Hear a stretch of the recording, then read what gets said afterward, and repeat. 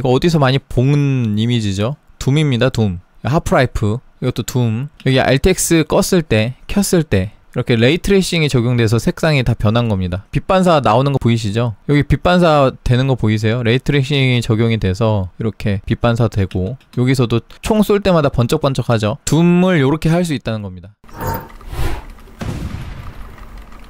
안녕하세요, 소울시커입니다. 자, 오늘도 엔비디아의 AI PC 데이 갔다 온 썰 2부를 하려고 합니다. 지금 화면에 보시는 것처럼 1부 영상을 제가 올렸었습니다. 그래서 아직 안 보신 분은 같이 챙겨보시면 좋고요. 이어지는 내용입니다. 근데 오늘 이야기 시작하기 전에 좀 밑밥을 좀 깔고 가야 되는데, 이 엔비디아의 AI PC 데이에는 그래픽 기술력에 대한 전문가를 모아놓고 한 세미나가 아니라 그냥 일반 유튜버, 인플루언서 아니면 기자들, 업계 관계자 분들, 이런 분들 모아놓고 한 세미나이기 때문에 엄청 디테일한 내용을 다루진 않았어요. 그렇지만 이 DLSS4 혹은 5000번대 그래픽카드에 들어가는 이런 AI 신기술에 대해서 꽤 많은 걸 소개를 했습니다. 그래서 그런 것들을 여러분들한테 공유하려는 취지로 이렇게 영상을 만드는 거고, 저도 전문가가 아닙니다. 그래서 저도 행사 때 들은 내용에 제가 개인적으로 복습하고 좀 찾아본 내용을 얹어가지고 여러분들한테 소개를 드리는 거고, 좀 더 관심 있으시거나 좀 더 디테일하게 궁금하신 분들은 직접 공부를 해보신다거나 아니면은 업계 관계자분들, 전문가분들 충분히 있을 수 있어요. 그래서 그런 분들이 좀 더 자세한 내용을 댓글로 달아주시면 더 감사할 것 같고요.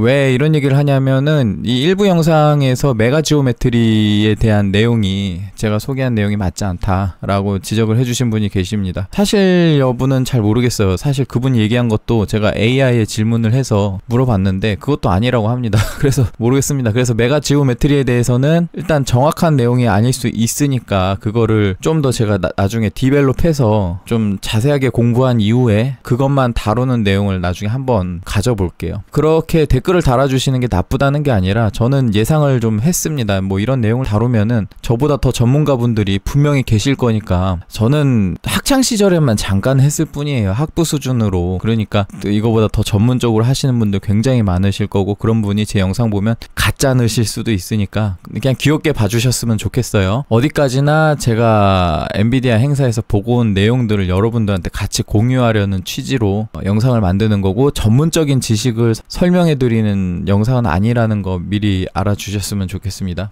저번 영상에 여기까지 얘기를 하고 영상 마무리를 했는데, 오늘도 양해를 좀 구할게요. 오늘도 TM5가 돌아가고 있습니다. 그래서 조금 버벅일 수도 있어요. 양해 부탁드립니다. 저번 영상에 이어서 이제 리얼타임 실시간 그래픽스의 상극점이라고 해서 이미지 퀄리티를 달성하기 위해서는 어느 정도의 프레임 손실이나 아니면은 응답 속도가 늦어지는 정도의 기회비용이 있는데, 다른 것들을 늘리려고 하면 결국 또 이미지 퀄리티가 떨어진다. 그런 거를 그래픽 카드를 여러 개 장착해서 늘릴 수도 있겠지만, 물리적인 어떤 한계점, 그런 부분에 있어서 이제 엔비디아가 추구하는 방향성은 AI를 통해서 이런 소프트웨어적인 방법으로 커버를 하려고 하나 봐요. 물론 AI에 관련된 텐서코어 이런 거에 대한 성능 향상도 어떻게 보면 하드웨어적인 걸 수도 있겠지만, 일단 제가 보는 AI 기술력은 소프트웨어적인 기술력이거든요. 그래서 제가 농담삼아 커뮤니티에서 이런 말을 한 적이 있습니다. 얘네가 이제 소프트웨어 회사 같다. AI 관련된 소프트웨어를 굉장히 잘 만들어서 자기네 하드웨어랑 같이 이렇게 시너지를 발휘할 수 있게 개발을 하고 있는 것 같아요. 그래서 이번에 다룰 내용은 중점적으로 DLSS에 AI가 어떻게 적용되냐라고 소개를 한 내용들입니다. 많은 분들이 지적하고 있는 문제긴 한데, 이 DLSS가 적용되는 게임이나 어플리케이션 자체가 어느 정도 제한적이긴 합니다. 물론 많이 증가하고 있긴 하고요. DLSS를 활성화시킨 RTX 플레이어가 80% 이상이다. 이런 식으로 소개하는 내용입니다. 이번 5000번대에서 두드러진 특성 중에 하나인데, 이 트랜스포머라는 방식이 추가가 됐다고 합니다. 그래서 이 방식을 도입해서 파라미터도 2배, 계산 속도도 2배, 이미지 퀄리티가 굉장히 좋아졌다고 한대요. 이 트랜스포머 방식에 대한 어떤 기술적인 내용을 크게 다루질 않았어서 이전 방식과의 비교 정도만 하고 넘어갔거든요. 그래서 저도 딱 그 정도만 하고 넘어가겠습니다. 관심 있으신 분은 이 키워드로 따로 찾아보시면 될 것 같아요. 그리고 이번에 새로 도입되는 이런 기술력들은 어떻게 보면 지금 다른 데서 쓰고 있는 기술을 사용하는 게 아니라 이 엔비디아가 거의 이미지 프로세싱 관련해서는 독보적인 기업이죠. 그러니까 레퍼런스도 많이 없더라고요. 그래서 찾아보는 게 좀 쉽진 않습니다. 근데 요새 챗GPT 같은 AI들도 많이 발전을 해서 저도 그런 AI 통해서 많이 질의를 하고 데이터를 얻어서 복습도 하고 준비도 하고 이러고 있거든요. 여러분들도 같이 활용해 보시면 좋을 것 같고요. 이 트랜스포머가 뭐랑 비교를 하냐면은 여기 좌측에 보시면은 CNN 모델이라고 적혀 있습니다. 오른쪽이 트랜스포머 모델이고요. 그래서 원래는 기존의 CNN 모델이라고 컨볼루셔널 뉴럴 네트워크 모델이란 걸 썼다고 합니다. 그것도 어떻게 보면 뉴럴 네트워크 모델 중에 일종인데 그게 이제 트랜스포머 모델이란 걸로 바꿔서 레이 리컨스트럭션, 그러니까 레이 트레이싱을 할 때 이런 빛의 재구성을 하는 부분에 있어서 CNN 모델에서 트랜스포머 모델로 바꿨다고 해요. 그래서 레이 리컨스트럭션하고 그 다음에 슈퍼 레졸루션에서 성능 향상이 있다고 합니다. 그거를 시연 영상을 좀 보여줬는데, 근데 이게 아쉽게도 제가 이렇게 보여드리는 게 잘 보이지 않아요. 현장에선 굉장히 두드러지게 보였는데 왼쪽 영상에 보면은 이 철조망 표시가 표현이 그렇게 매끄럽지 않게 표현이 됩니다. 그런데 오른쪽에 적용된 트랜스포머 모델의 경우 굉장히 사실적으로 확실하게 눈에 띄는 개선이 보일 정도로 이게 선명함이 좋아졌어요. CNN 모델 같은 경우는 이 철조망에 형성된 그런 레이 트레이싱 그런 부분들이 완성도가 떨어진다 그래야 되나? 그런 느낌으로 표현이 됐다면은 이게 트랜스포머 모델에서는 굉장히 딱 눈으로 봐도 이미지의 퀄리티가 상승이 됐습니다. 그래서 많은 분들이 DLSS의 퍼포먼스에 대해서 멀티프레임 제너레이션을 통해서 프레임을 4배로 뻥튀기 하면은 뭐 프레임이야 높아지겠지만 결국 높아진 프레임은 둘째치고 그 생성된 프레임들의 퀄리티가 좋아졌냐, 어느 정도의 퀄리티를 생성할 거냐 라는 거에 대해서 지금 논란이 많은 걸로 알고 있어요. 그런데 엔비디아가 이번 DLS4에서 적용하는 여러 가지 기능들 중에 멀티프레임 제너레이션 뿐만이 아니라 이런 트랜스포머 모델이라거나 아니면은 텐서코어의 성능 향상이라거나 AI 옵티컬 플로우 뭐 이런 것들이 들어가서 이런 이미지 완성도에도 굉장히 향상됐다는 거를 보여주고 있고, 제가 실제로 직접 가서 시연 영상에서 보고 왔어요. 물론 시연 영상만큼의 퀄리티가 실제로 게이밍 환경에서 그대로 적용될 거냐 그건 또 다른 문제긴 합니다. 근데 어쨌든 대중들의 평가보다 좀 더 디벨롭된 시각으로 봐도 될 것 같다는 그런 생각이 들었습니다. 그래서 뭐 대단하다는 생각밖에 안 들어요. 이런 기술력을 만들어내고 적용한다는 게 그래픽 카드가 대단하다는 게 아니라 소프트웨어를 만들어내는 그런 소프트웨어적 개발 능력, 그거를 칭찬하는 겁니다. 아무튼 계속 얘기해 볼게요. 방금 전 영상은 레이 리컨스트럭션에 대한 영상이고 이번에는 슈퍼 레졸루션 기능에 대한 건데, 아까는 레이 트레이싱 관련된 퀄리티 향상이라고 치면은 이 슈퍼 레졸루션이라는 거는 업스케일링 기술입니다. 이 업스케일링 기능은 이미 여러분들이 접하신 분들도 많이 계실 거예요. 왜 그러냐면 TV 시장에서는 굉장히 예전부터 적용되었던 기능들입니다. 예를 들어 방송국에서 낮은 해상도로 송신된 내용들을 이 TV가 자체적으로 업스케일링을 해서 하나의 픽셀이 이렇게 있다고 하면은 얘를 쪼갭니다. 대충 4개로 쪼개졌다고 하면요, 요 옆에도 다른 픽셀이 있을 거 아니에요? 그러면은 이 픽셀의 색상하고 이 주변에 있는 픽셀의 색상하고 더해서 평균을 냅니다. 그 평균 색상으로 바꿔버려요. 그래서 원래 하나였던 픽셀을 4개로 나눠서 이 주변의 값들하고 매칭을 시킨 다음에 그걸로 각각 변환시키면은 결국에는 저해상도의 영상을 확대시켰을 때 원래는 이렇게 네모나게 각이 지게 표현이 되거든요. TV에서 많이 보셨을 거예요. 저해상도 영상을 엄청 큰 TV로 보면은 이렇게 이미지들이 각진 게 눈에 띕니다. 그런데 그게 이제 고해상도로 가게 되면 각진 게 점점점 없어지면서 스무스하게 보이죠. 그거를 구현하기 위해서 영상 자체가 고해상도로 송출된 게 아니지만 저해상도 영상 자체를 가지고 이런 식으로 픽셀을 쪼개서 쪼개진 픽셀을 주변의 픽셀 값들하고 매칭을 시켜가지고 더 부드럽게 만들어서 그런 각진 표현을 어느 정도 해소해서 고해상도로 변환해주는 기능이에요. 그거에 대해서 원래 CNN 방식을 지금까지 지금까지는 쓰고 있는데 이제 트랜스포머라는 방식을 도입을 해서 좀 더 향상이 됐다. 영상에서 얼마나 표현이 될지 모르겠는데 실제로 볼 때도 확실하게 이런 디테일한 부분이 많이 개선이 됐습니다. 그래서 오른쪽이 좀 더 사실과 가까운 표현이 되고요. 이거 나중에 엔비디아에서 영상 공개하는 게 있으면은 챙겨보시는 것도 좋을 것 같아요. 제가 카메라로 재촬영한 거 자체가 촬영 환경도 좋지 않았고 이미지 자체가 그렇게 두드러지게 눈에 보이진 않는데 직접 보시면 느낌이 다르실 겁니다. 가죽 가방의 질감 같은 게 제대로 살아있죠. 그 다음에 프레임 제너레이션에 대한 얘기를 했는데 DLSS3에 적용된 기술입니다. 프레임 제너레이션 자체는 원래는 DLSS3 이전에는 슈퍼 레졸루션이랑 레이 리컨스트럭션은 원래 적용이 돼 있었어요. 그래서 해상도 업스케일링 기능은 원래 사용하고 있었고 DLSS3로 가면서 거기에 프레임 제너레이션 기능이 추가가 됐는데 이 프레임 제너레이션은 뭐냐면은 예를 들어 1초에 60장의 사진을 보여준다고 합시다. FPS가 60 정도 된다고 치면은 그러면 1초를 60개로 쪼개서 1번 프레임과 2번 프레임이 60분의 1초 동안 표시가 되겠죠. 그 60분의 1초 동안 표시되는 1번 프레임과 2번 프레임의 간격은 굉장히 짧아요. 그리고 이 이미지의 변화도 굉장히 적습니다. 그러면 예를 들어 해가 지면서 하늘의 색깔이 노을빛으로 물드는 영상이 있다고 생각해 보세요. 그러면 하늘의 색깔이 파란색에서 점점 빨갛게 변해 갈 거예요. 그게 사람의 시각으로 봤을 때 사람의 인지 속도에서 이 색상이 이렇게 변하는 거겠지만 그거를 초 단위로 가서 그냥도 아니고 초를 60개로 쪼개가지고 그 중에 붙어있는 2개를 빼낸다고 칩시다. 그러면은 사실상 30분의 1초죠. 그 30분의 1초의 변화를 사람이 시각적으로 인지하는 거는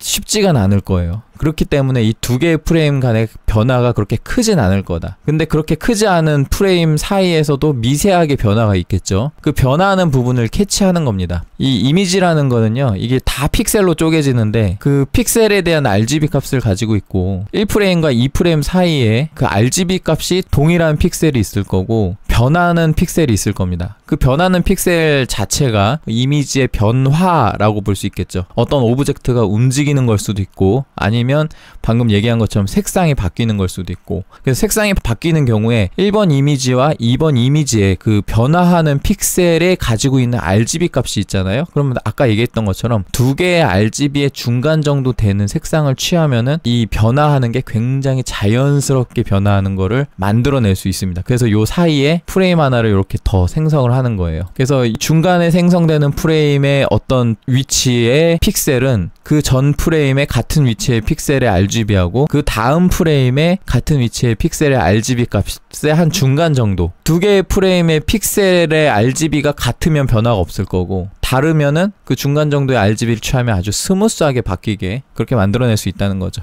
마찬가지로 색상 변화가 아니라 만약에 움직임을 캐치한다고 칩시다. 그러면 예를 들어 FPS 게임에서 뛰어가는 중이라고 합시다. 뛰어가면 배경이 바뀔 거 아니에요. 그런데 30분의 1초 동안 배경이 바뀌어봐야 얼마나 바뀌겠어요. 초를 전체 60개로 쪼개서 그 중에 이어져 있는 2개를 골라냈을 때 그 2개의 화면상의 배경의 움직임 자체는 그렇게 크지 않을 거라는 겁니다. 그러면 그 움직임을 캐치를 해서 그 중간 정도의 값을 취해준다. 예를 들어 이 위치에 어떤 검은색 픽셀이 있는데 두 번째는 이 픽셀이 요 정도까지 움직였다고 쳐요. 이 움직임을 감지해내고 이 중간에서 생성해낸 픽셀의 위치를 한 요 중간 정도로 해서 이렇게 생성해주면 그러면 이미지가 첫 번째 프레임에선 요 정도 위치, 두 번째 프레임에 요 정도 위치라고 치면은 그러면 중간에 생성된 프레임에서는 뭐 한 이 정도 위치를 잡아요. 그러면 이걸 연달아 봤을 때 움직임이 좀 더 스무스하게 표현이 가능하겠죠. 그게 가능한 이유가 이 프레임을 60프레임 기준으로 봤을 때 그러면 그 60분의 1프레임이 변화하는 그 다음 프레임으로 변화할 때 그 변화량 자체가 그렇게 크지 않다는 겁니다. 시각적으로 볼 때. 그거를 중간에 이렇게 끼겨 넣으면서 이렇게 만들어내는 건데 근데 여러분들이 FPS 게임 같은 경우 막 마우스를 확확 움직일 때 정확도가 많이 깨지잖아요. 그런 거는 변화의 감지가 쉽지가 않아서 너무 빨리 움직이게 되면 이 프레임 사이에 변화가 크기 때문에 변화가 클수록 정확하게 이미지를 그려내기가 쉽지가 않잖아요. 그거를 어떤 알고리즘적으로 해결하기가 쉽지가 않기 때문에 그래서 이런 중간에 프레임 보관 기능을 적용했을 때 어떤 오브젝트가 빨리 움직이는 상황에서는 적용하는 게 굉장히 쉽진 않거든요.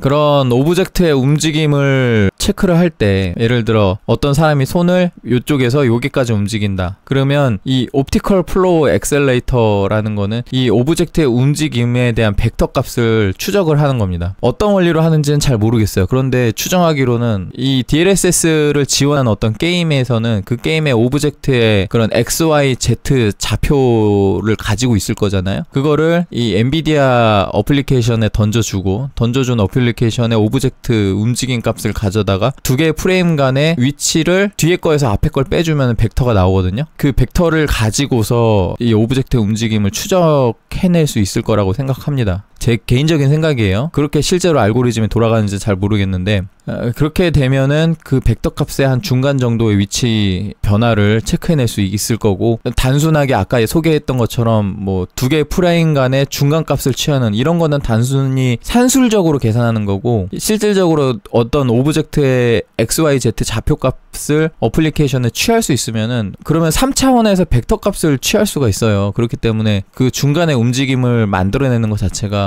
좀 더 정확도가 높아질 수 있을 거라고 생각합니다. 그게 DLSS 3 때 이제 프레임을 이런 식으로 만들어내서 프레임 보관을 해주는 기술이고 4000번대에서 적용을 시킨 거예요. 그런데 이번에 DLSS 3가 DLSS 4로 변경이 되었죠. 그래서 적용된 거는 그냥 프레임 제너레이션이 아니라 멀티 프레임 제너레이션이라는 게 블랙웰에 적용이 됐습니다. 그리고 이 블랙웰에서는 멀티 프레임 제너레이션에 대해서 최적화가 되어 있다 라고 소개를 합니다. 어떤 게 최적화됐냐? 텐서코어의 그런 처리량 자체가 향상되었고, 그 다음에 플립 미터링이라는 게 향상되었고, 그 다음에 AI 매니지먼트 프로세스가 향상되었다고 주장을 해요. 실제로는 정확히는 잘 모르겠으나 엔비디아 측의 말에 의하면 이 텐서코어 자체가 5세대 텐서코어가 들어가는데 4세대 텐서코어 대비 성능이 2배에서 2.5배까지도 향상이 됐다고 해요. 그래서 같은 텐서코어의 개수라고 하더라도 이 텐서코어 간의 성능 차이가 이미 2배 이상 나버리는 겁니다. 그렇기 때문에 이 텐서코어가 이런 AI나 딥러닝 처리를 위해서 들어가 있는 코어이기 때문에 그런 연산 작업에서 4000번대 에이다 아키텍처보다 5000번대 블랙웰 아키텍처에서 굉장히 이런 AI적 성능이 퍼포먼스가 향상이 됐다. 그렇기 때문에 여기서 여러 가지 기법들을 사용할 수 있게 된 겁니다. 트랜스포머 모델도 적용하고 멀티프레임 제너레이션도 가능하고 뭐 이런 식으로, 그래서 뉴럴 렌더링도 가능하고 뭐 이런 AI적 시도가 많이 도입이 되었죠. 그래서 실제로 쿠다코어의 깡 성능 자체가 얼마나 상승됐는지는 모르겠지만 지금 사람들이 추정키로는 그냥 개체수 늘어난 것만큼의 깡 성능이 늘어났을 거다라고 추정하는데, 최소한의 이런 AI적 퍼포먼스 자체는 상당히 끌어올려졌다고 볼 수 있습니다. 그게 물론 여러분들이 기대하는 그런 깡 성능에 어느 정도 영향을 미칠지는 모르겠지만 엔비디아가 소개하는 DLSS4의 굉장한 성능 뻥튀기는 결국에는 이런 향상된 텐서코어의 성능 플러스 그거를 뒷받침해주는 여러가지 그런 알고리즘적 처리가 더해져서 그런 결과가 나온다고 볼 수 있겠죠. 그래서 이 멀티프레임 제너레이션을 적용을 하면은 프레임을 하나를 렌더링 해놓고 두 번째 프레임으로 넘어가기 전에 그 사이에다가 프레임을 3개를 껴넣어요. 그러니까 프레임 하나를 만들면은 그거를 4배로 뻥튀기를 시킨다는 겁니다. 그래서 이 생성된 프레임 자체도 슈퍼 리졸루션이랑 그다음에 레이 리컨스트럭션이 들어가는데, 거기에다가 넥스트 제너레이션 DLSS의 프레임 제너레이션이 추가가 되면서 여기서 프레임을 3개를 만들어 버리는데, 거기서 옵티컬 플로우가 AI 옵티컬 플로우로 바뀌었어요. 이 옵티컬 플로우 엑셀레이터라는 거는 텐서코어를 사용해서 그런 어떤 오브젝트의 광학 움직임을 추적하는 그런 기능이라고 하는데, 그거를 또 AI적으로 더 향상시키는, 그러니까 예를 들어 아까도 얘기했다시피 어떤 오브젝트의 XYZ 좌표를 어플리케이션이 받았다고 칩시다. XYZ 좌표가 1번 프레임하고 2번 프레임 사이에 움직임이 있을 거잖아요. 그러면 그 움직임을 가지고 벡터 값을 만들어낼 수 있을 텐데, 그 벡터 값을 만들어내는 건 단순 산술 연산으로 만들어낼 수 있어요. 그런데 거기에 이제 AI를 도입해서 이게 어떤 목적으로 움직이는지 그런 것까지 이제 AI가 할 수 있지 않을까. 그래서 움직임과 그 움직임에 따른 어떤 레이트레이싱의 변화, 그런 걸 적용시킨다거나 그런 게 가능하지 않을까요? 제 생각입니다. 그래서 어쨌든 프레임을 3개를 만들어내는데, 이 만들어낸 3개의 프레임이 어느 지점에 탁탁탁 꽂혀야 되는지 그게 또 중요하거든요. 그러니까 프레임이 딱 균일한 속도로 꽂혀야 보는데 스무스하게 지나갈 텐데, 이게 균일한 속도로 꽂히지 않고 예를 들어 2개는 좀 빨리 보여주고 하나는 좀 늦게 보여주고 떨어지고 그러면은 보는데 약간의 공백이 있는 거니까 어색함이 느껴질 수 있겠죠. 그거를 또 해결하는 기능이 플립 미터링이라고 합니다. 그래서 이 멀티 프레임 제너레이션이라는 기능을 사용해서 16개 픽셀 중에 15개는 AI에 의해서 만들어진대요. 이게 무슨 소리냐면 이거 한번 보세요. 여기에 만들어진 렌더링 프레임 1번이 얘입니다. 그 다음에 멀티 프레임 제너레이션에 의해서 프레임 3개가 더 만들어지죠. 그래서 원래 하나 만들어지는 거는 프레임 제너레이션에서 만들어지고 그 다음에 DLSS4에서 적용된 멀티 프레임 제너레이션이 2개를 더 만들어내는데, 그러면 얘네는 만들어진 AI에 의해서 만들어진 프레임이죠. 그럼 여기에 사용된 픽셀은 다 AI가 만들었겠죠. 그러면 이 렌더링된 프레임 하나는 뭐냐면 여기에 슈퍼 레졸루션이 적용됐잖아요. 뭐 레이 리컨스트럭션은 뭐 부가적으로 이제 이미지 퀄리티를 향상시키기 위해서 적용됐다고 하면은 어쨌든 이 슈퍼 레졸루션 자체가 업스케일링 기능이고, 업스케일 이라는 거는 저해상도를 고해상도로 만드는 겁니다. 그래서 전통적인 렌더링 방식을 사용했을 때는 요 정도의 해상도 사이즈의 이미지만 만드는 건데, 이 정도를 렌더링해서 이 슈퍼 레졸루션을 적용하면은 그러면 해상도를 요만큼 뻥튀기 시키는 거예요. 그러니까 결국에 요 초록색 부분 자체도 만들어진 픽셀이라는 겁니다. 그래서 이 렌더링된 프레임 자체도 4분의 3을 결국에는 슈퍼 레졸루션이라는 걸 통해서 만드는 건데, 또 여기서 만든 거를 3개를 더 만들어. 그러니까 결론적으로 이거를 4등분하면은 요거 4개, 4개, 4개 총 12개는 프레임 제너레이션이 만들었고, 그 다음에 첫 번째 렌더링 프레임 중에 3개, 요 3개는 슈퍼 레졸루션이 만들었고, 그러니까 결국 총 16개 중에 하나만 렌더링 된 거고 나머지 15개는 만들어진 프레임인데 거기에 AI가 사용이 됐다, 그런 소리입니다. 그러니까 그래픽 카드가 이런 렌더링에서 부담하는 정도는 16분의 1밖에 안 된다는 소리예요. 나머지는 다 AI로 커버를 하겠다. 그래서 이거 이미 보셨을 것 같은 이미지인데, DLSS를 껐을 때, 그 다음에 DLSS2만 적용했을 때, 3.5 버전 적용했을 때, 그 다음 4 적용했을 때, 3.5 버전이 프레임 제너레이션이고, 그 다음에 DLSS2가 이게 슈퍼 레졸루션이겠죠? 그래서 원래는 DLSS를 껐을 때 24프레임이 나오는데 이걸 슈퍼 레졸루션을 적용하면 곱하기 4배가 되는 거예요. 그러면 곱하기 4배 하면은 프레임이 원래 더 크잖아요. 근데 이제 이 슈퍼 레졸루션을 적용하기 위해서 그 작업에도 사용되는 코어들이 있을 거니까 정확하게 곱하기 4배가 되는 건 아니고 약간 프레임이 더 떨어져서 71 정도 나온다. 그럼 한 3배 정도 됐나요? 뭐 계산상으로 따지면은 이것도 약 3배가 안 되죠? 2점 몇 배 정도 될 것 같아요. 거기서 이제 프레임 제너레이션이 들어가면은 이게 2배로 뻥튀기가 되죠. 71프레임에 프레임 사이사이에 하나씩 꽂아놨으니까 2배로 뻥튀기가 되는데, 그게 멀티프레임 제너레이션까지 추가가 되면은 여기에다가 이 프레임을 2개씩 더 꽂아내는 거야. 그러니까 이 71프레임 곱하기 4 그러면 한 280 정도 나와야 되는데, 역시 이것도 아직은 멀티프레임 제너레이션을 만들어내는 게 이런 프레임 생성 작업을 할 때 이게 정확하게 딱 몇 배 이렇게 떨어지지 않는 이유가, 제가 생각을 해봤는데, 예를 들어 쿠다코어가 한 10,000개 있다고 쳐요. 그러면은 DLSS를 사용 안 할 때는 10,000개의 코어를 다 사용한다고 치면은 DLSS2를 만들어낼 때는 물론 텐서 코어도 작업을 하겠지만 그 중에 10,000개의 코어 중에 몇 프로 정도는 슈퍼 레졸루션 작업을 할 때 사용된다거나, 아니면 멀티프레임 제너레이션 이런 것도 어느 정도 이런 코어를 갖다 쓴다거나, 왜냐면 텐서 코어 자체가 그렇게 개수가 많지는 않아요. 그래서 AI 관련된 작업만 텐서 코어가 진행을 하고, 그런 작업을 통해서 만들어낸 연산 기능 자체를 또 쿠다코어한테 시켜가지고, 그래서 뻥튀기 자체가 그런 배수로 늘어나지 않는 게 아닌가라고 뇌피셜로 생각을 해봤습니다. 이것도 제 생각이에요. 근데 이것도 이미 온라인에 퍼진 이미지라서 이미 보신 분들 계실 텐데, 제가 굳이 이거를 또 왜 갖다 껴놨냐면 레이턴시 보시라고 껴놨습니다. 이 최초의 PC 레이턴시가 71ms, 그 다음에 슈퍼 레졸루션 적용했을 때, 그 다음에 프레임 제너레이션 적용했을 때, 멀티 프레임 제너레이션 적용했을 때 레이턴시 자체가 크게 늘어지지 않죠. 그래서 지금 이 DLSS4 환경에서 아까 소개드렸던 여러가지 뉴럴 렌더링 기법들 포함해서 트랜스포머 방식이라거나 그런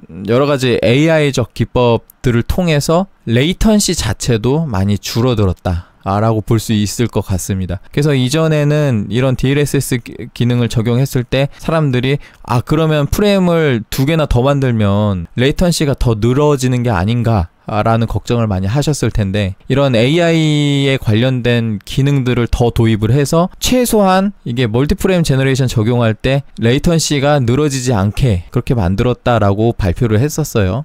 Q&A 시간에 누가 물어본 거에 대한 대답도 그렇게 했었고, 그래서 어쨌든 레이턴시 자체가 걱정했던 것만큼 크게 디메리트가 있진 않다. 물론 이런 건 실제로 해봐야 알겠지만 어쨌든 발표는 그렇게 했습니다. 그래도 실제 써보면은 이게 어느 정도인지 이제 각이 나오겠죠. 이전 DLSS 3까지는 사람들이 DLSS에 대한 평가보단 깡 성능이 더 중요하다고 얘기하는 것들이 실제로 뭐 적용되는 게임이 그렇게 많지 않은 것도 그렇지만, 이걸 적용한다고 하더라도 이런 완성도 면에서 만족하지 못했기 때문에 결국 깡 성능을 중요하게 생각하게 되는 거 아닌가 싶어요. 물론 무조건 깡 성능이 좋으면 더 좋겠지만 이제 어느 정도 물리적인 한계가 있기 때문에, 발표한 사람들의 말로는 다이 크기가 제한적이기 때문에 거기에 들어갈 수 있는 코어 개수는 제한적이고, 그렇기 때문에 다른 방법의 측면에서 성능을 향상시키는 것을 고민을 한 것 같아요. 그래서 아무튼 그런 거를 따지고 봤을 때 이런 소프트웨어적인 꼼수가 들어감에도 불구하고 디메리트를 최소화하려는 노력이 보입니다. 이거 실제로 영상 보면요, 왼쪽보다 오른쪽이 좀 더 이미지 퀄리티가 더 좋습니다. 그러니까 DLSS를 킨 게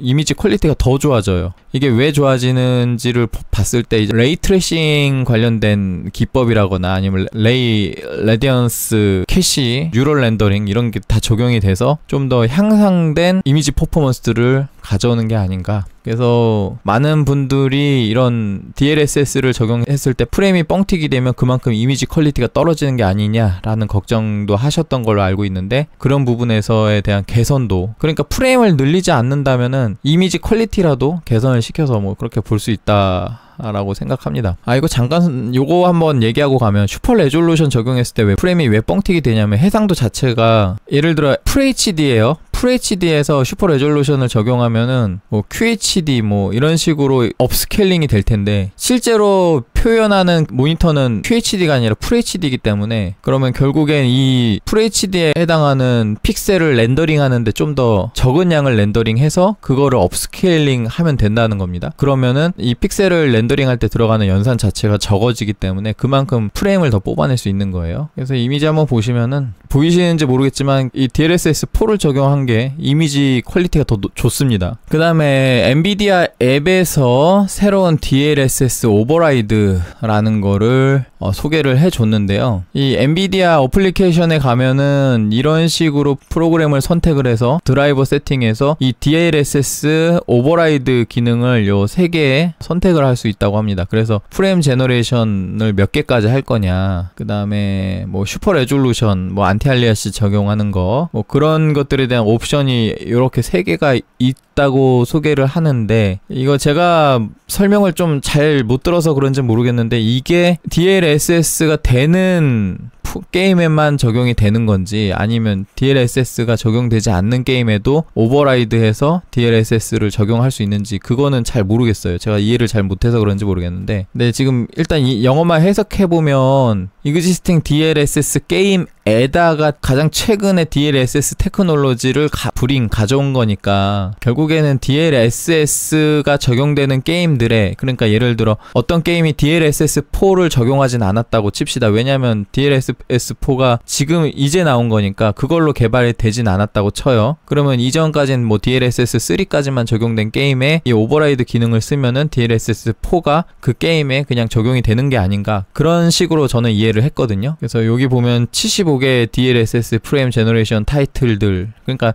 75개의 게임들에 대해서 이런 멀티프레임 제너레이션을 활성화할 수 있다, 이런 소리 같아요. 그래서 DLSS가 적용이 안 되는 게임에 적용을 시키는 그런 기능은 아닌 것 같고, 기존의 DLSS가 적용되는 게임들에 DLSS4를 적용하는 그런 옵션이지 않을까 라고 생각합니다. 저는 그렇게 이해를 했습니다. 실제로 나와 보면 알겠죠. 여러분들 해보면, 며칠 안 남았습니다. 이제 해보면 아실 테니까. 그래서 이 엔비디아의 DLSS4 특징들에 대해서 모든 RTX 게이머들에 대한 업그레이드다, 그래서 쭉 살펴보면은 20 시리즈, 30 시리즈, 40 시리즈, 50 시리즈에 대해서 이렇게 적용이 된다. 보면은 레이 리컨스트럭션까지는 3000번대, 2000번대도 적용이 되고요. 그 다음에 프레임 제너레이션은 4000번대, 그 다음에 멀티 프레임 제너레이션은 5000번대 적용이 되는데, 이 해석을 좀 잘할 필요가 있어요. 이 프레임 제너레이션이 이제 DLSS3에 적용되는 기술이고, 그 다음에 요 밑에 거는 그 이전 모델의 DLSS에도 적용되는 건데, 근데 보면 여기 앞에 enhance드라는 단어가 사용됐죠. 그래서 기존의 이런 레이 리컨스트럭션이나 아니면 슈퍼 레졸루션 같은 기능들도 좀 더 향상되어서 적용되지 않았나. 그러니까 아까 보셨다시피 뭐 오버라이드를 적용을 시키면은 5000번대가 아닌 4000번대 그래픽 카드로 멀티프레임 제너레이션을 할 수는 없겠죠. 근데 프레임 제너레이션 자체는 또 향상된 기술이 적용되지 않나. 레이 리컨스트럭션이나 뭐 슈퍼 레졸루션 기능도 2000번대를 쓰더라도 좀 더 향상된 기능을 제공해주지 않나 싶습니다. 그러니까 결국에는 어쨌든 이런 거는 소프트웨어적으로 커버를 할 수 있으니까 어차피 니네까지는 레이 리컨스트럭션 다 되니까 적용해줄게 뭐 이런 느낌 같아요. 4000번대는 옵티컬 플로우 엑셀레이터가 적용됐기 때문에 프레임 제너레이션이 가능한 거고, 그 다음에 5000번대에서는 AI 옵티컬 플로우 뿐만이 아니라 플립 미터링 같은 것도 적용되고, 그 다음에 텐서코어 성능도 향상되고, 그 다음에 FP4라는 것도 부동소수점 연산 기능이 4비트로 바뀌었다고 해요. 그런 차이 때문에 4000번대에는 적용하지 않는 그런 게 아닌가 싶습니다. 근데 좀 느리더라도 가능은 하지 않을까? 4000번대에서? 퀄리티가 떨어지더라도? 모르겠어요. 아무튼 얘네가 뭐 급 나누기를 일부러 한 건지 아니면 실제로 안 돼서 뺀 건지 그것까지는 잘 모르겠습니다. 어쨌든 여기서 enhance드라는 단어가 다 사용됐다는 거. 그 다음에 이전 영상에서 제일 처음에 보여드렸던 아젠다를 한번 보면은 지금 DLSS4에 대해서 얘기를 했죠. 그러면 뒤에 and reflex 2라는 게 있죠. 요거까지 이제 같이 살펴볼 건데, 자, 레이턴시 파이프라인에 대해서 설명을 합니다.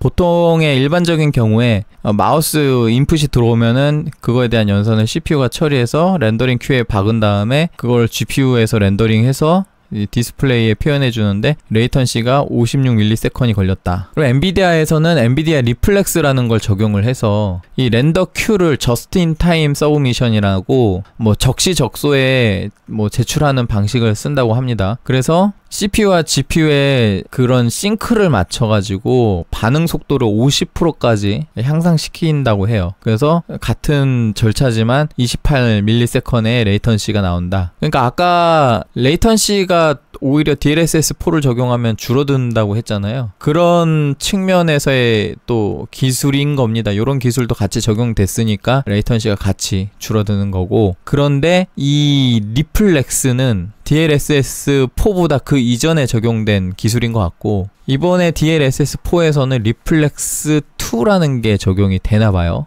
이 리플렉스2에서 사용하는 핵심 기술은 프레임 워프라는 건데요. 이 프레임 워프를 통해서 반응 속도를 이번에는 75%까지 향상시킨다고 합니다. 그래서 레이턴시가 14ms가 되는데, 이 프레임 워프라는 건 뭐냐면은 일단 여기까지는 리플렉스 1이죠. 그런데 거기에다가 이 CPU에서 사전에 마우스 포지션 인풋이 들어왔잖아요. 그 인풋을 받은 걸 가지고 이 마우스 포인트 위치로 이미지 자체를 워프를 시켜버려요. 그래서 이 이미지가 마우스가 위치가 여기잖아요. 그러면은 이미지를 여기로 당겨버립니다. 이렇게. 그러면 이미지를 여기로 당겨버리면은 이미지에 맞춰서 이 사람 머리가 들어오죠. 그런데 그러면 이거를 다시 렌더링 할 필요는 없잖아요. 그 이전 프레임에 썼던 이미지를 그대로 왼쪽으로 당겼을 뿐입니다. 새로 렌더링한 게 아니라. 그래서 FPS 게임 같은 경우는 리얼타임에서는 계속 연속된 움직임이기 때문에, 연속된 움직임이라는 거는 1번 프레임하고 2번 프레임이 차이가 별로 없다는 소리예요. 그러면은 새로 렌더링 할 필요 없이 기존에 렌더링된 이미지를 마우스 포인트에 맞춰서 당기는 거예요.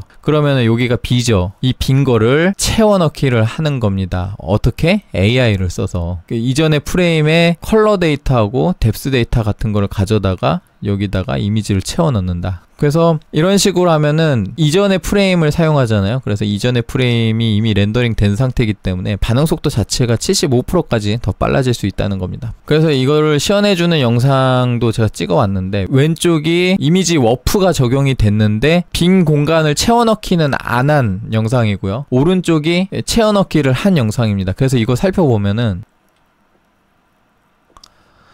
총 옆에 보이세요? 여기 지금 움직이잖아요. 움직이면서 이거를 이미지를 워프를 시켰기 때문에 주변이 이렇게 하얗게 비어요. 근데 이 하얗게 비는 부분을 렌더링 이미지에 대한 색상 데이터, 뎁스 데이터 이런 걸 가지고서 이렇게 채워 넣는 겁니다. 이렇게. 그래서 이렇게 비어 보이는 부분을 채워서 완성도를 높이는 거죠. 지금 비는 거 확실히 보이죠?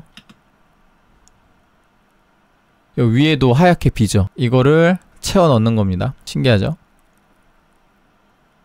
오른쪽 보시면은 얘는 비지 않잖아요. 근데 이 리플렉스2는 모든 게임에 적용된 건 아니고 지금 2개의 슈팅 게임에 적용이 될 건데 더 파이널스 그 다음에 발로란트에 적용된다고 합니다. 적용된다는 거예요. 아직 적용이 안 됐습니다. 커밍.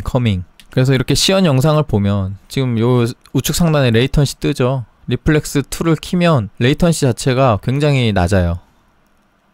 그 다음에 거기서 더해서 RTX 리믹스라는 걸 또 소개를 해줬는데 여기서부터 제가 카메라에 좀 문제가 있어서 그걸 보느라고 좀 정신이 분산되다 보니까 잘 챙겨 듣지 못했는데 보기에는 이게 이런 고전 게임 같은 거를 재생산해낼 수 있는 플랫폼인 것 같아요. 원리는 잘 모르겠습니다. 그런데 이게 뭐 145개 이상의 호환 가능한 게임들을 이런 RTX 리믹스 2를 이용해서 적용시키면은 이런 AI 모델들을 적용해서 레이트레이싱도 향상되고 뭐 반응 속도도 개선되고 뭐 이런 것게 다 적용되는 그런 식으로 만들어낼 수 있나 봐요. 그래서 커뮤니티도 있다고 하고 그래서 이거에 대해서 시연 영상을 보여줬는데 요렇게 이거 어디서 많이 본 이미지죠? 둠입니다. 둠. 하프라이프 이것도 둠 레이트레이싱 RTX ON 적용된 거예요. 다시 한번 보면은 여기 RTX 껐을 때 켰을 때 이렇게 레이트레이싱이 적용돼서 색상이 다 변한 겁니다. 빛 반사 나오는 거 보이시죠?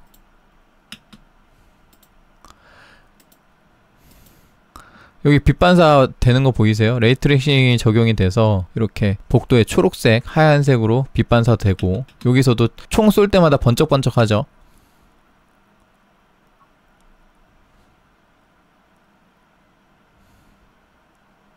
둠을 요렇게 할 수 있다는 겁니다. 근데 이게 지금 되는지는 잘 모르겠는데 이 개발자들을 위한 이 RTX 킷이라는 거 그러니까 뉴럴 렌더링 SDK가 커밍 순 아직 공개가 안 됐다는 소리죠. 이제 곧 다가온다 라는 소리인데 이 RTX 킷에 뉴럴 쉐이더, 메가 지오메트리, 그 다음에 캐릭터 렌더링, 그 다음 DLSS4, 리플렉스2, 그 다음에 RTX 리믹스까지 이렇게 개발자들이 이 툴을 사용해서 개발할 수 있는 이런 SDK가 2월달에 공개 예정이라고 합니다. 2월달. 며칠 안 남았죠? 그래서 여기까지가 이제 여기까지 설명한 거예요. 이제 블랙웰 아키텍처로 들어가야 되는데 여러분들은 몇 분짜리 영상을 보시게 될지 모르겠는데 제가 다 편집해서 줄여서 나가는 겁니다. 근데 저는 이제 녹화한 지 이미 1시간이 지금 넘었거든요. 제가 1부도 1시간 넘게 녹화해서 다 그렇게 줄여 놓은 거예요. 그래서 아마 이번 영상도 보시는데 꽤 많이 길어졌지 않나 싶은데 일단 끊고 가겠습니다. 이번 영상은 2부로 올라갈 거고요. 그 뒷 내용들은 좀 짧게 넘어갈 수 있을 것 같아요. 그래서 요 뒤에 있는 내용들은 이 블랙웰 아키텍처부터 이 브레이크 타임 이후에는 뭐 별거 없거든요. 그래서 요 뒤에 내용들은 3부에서 마저 다루도록 하겠습니다. 좀 도움이 되셨다면 구독과 좋아요 부탁드리고 여기까지 하겠습니다. 시청해주셔서 감사합니다. 구독과 좋아요